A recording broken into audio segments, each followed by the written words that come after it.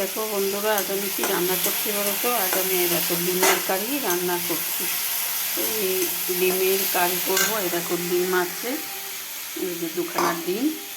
আর এখানে এই দেখো শুকনো লঙ্কা, হলুদ, নুন আর একটু জিরে পাউডার দিয়ে আমি ওটা ভিজিয়ে রেখেছি।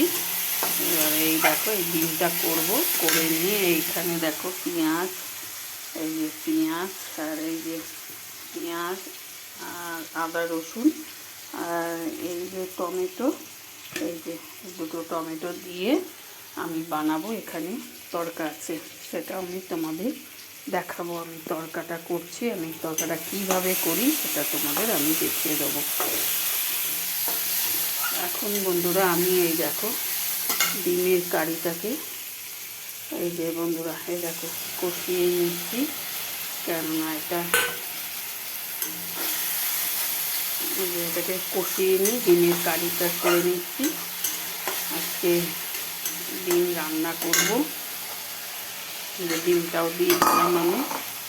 আজকে ডিম রান্না করব। আর ওখানে হচ্ছে শুক্তো আছে আর লাউয়ের তরকারি আছে। এইগুলোকে আমি করছি, আমি তোমাদের দেখাবো। আমি আজকে কী কী রান্না করলাম তোমাদের সেটা আমি দেখিয়ে দেবো।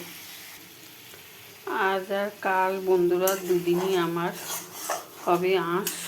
আজকে জন্য ডিমটা করে নিয়েছি, আর একটু ফ্রিজে মাছ আছে, ওটা কালকে করে নেবো। আর এখানে দেখো এই ধোয়া জলটা দিয়ে দিচ্ছি, ধোয়া জলটা দিয়ে দিলাম। আর একটুখানি কষে নিয়ে আমি তারপর জল ঢালবো, কেন পেঁয়াজগুলো তো এই যে আস্তে আস্তে হয়ে থাকে পেঁয়াজগুলো। আমার জানো তো বন্ধুরা, ডিমের কারি খেতে খুব ভাল লাগে, আমি খুব পছন্দ করি ডিমের কারিটা। বেশি ডিম খাওয়া হয় না বন্ধুরা, সপ্তাহে একদিন খাওয়া হয়, তারপর আর ডিমটা খুব একটা খাওয়া হয় না। যাকে বন্ধুরা, আর আমি তোমাদের 2-3টে দিন আমি তোমাদের রান্না দেখাবো। এই দুদিন আঁশ হবে আর শুক্রবার দিন নিরামিষই হবে। ঠিক আছে বন্ধুরা, আমি পরে আবার ভিডিওটা পরে দেখাবো আমি কি রান্না করলাম।